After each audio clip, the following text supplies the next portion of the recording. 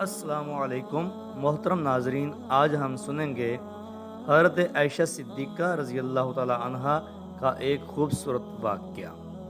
حضرت عائشہ فرماتی ہیں کہ ایک مرتبہ میری نظر حضرت امام الانبیاء کے چہرہ انور کی طرف گئی تو میں نے دیکھا کہ آپ کی پیشانی مبارک پر پسینے کے چند قطرات نمایاں ہیں اور پسینے کے اندر ایک نور ہے جو ابھر رہا ہے اور بڑھ رہا ہے۔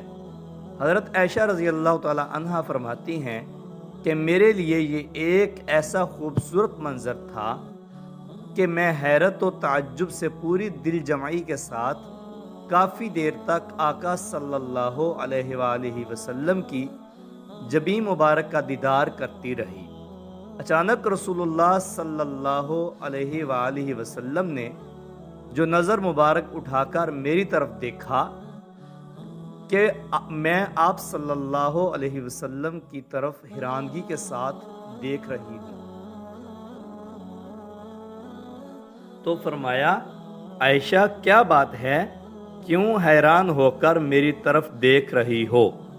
میں نے عرض کیا یا رسول اللہ صلی اللہ علیہ وآلہ وسلم، میں نے دیکھا ہے کہ آپ صلی اللہ علیہ وسلم کی پیشانی مبارک پر پسینے کے قطرات ہیں اور مجھے قطرات میں ایک چمکتا ہوا نور دکھائی دے رہا ہے۔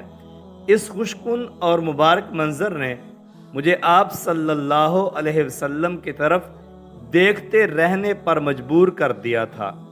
باخدا اگر ابو کبیر ہزلی زمانہ جاہلیت کا مشہور شاعر آپ کو دیکھ لیتا تو اسے معلوم ہوتا کہ اس کے اشعار کا صحیح مصداق رسول اللہ صلی اللہ علیہ وسلم کی ذات اقدس ہے۔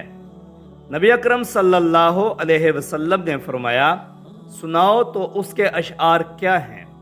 حضرت عائشہ رضی اللہ تعالی عنہ فرماتی ہیں کہ میں نے حضور صلی اللہ علیہ وسلم کو ابو کبیر ہزلی کے یہ اشعار سنائے۔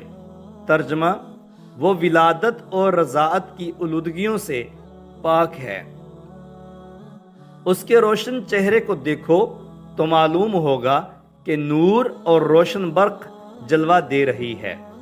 جب رسول اللہ صلی اللہ علیہ وسلم نے یہ اشعار سنے تو جو کچھ ہاتھ میں تھا وہ رکھا اور حضرت عائشہ رضی اللہ تعالی عنہ سے فرمایا جو لطف اور راحت مجھے تیرے کلام سے حاصل ہوئی ہے، اس قدر مسرت اور سرور تجھے میرے نظارے سے بھی حاصل نہ ہوا ہوگا۔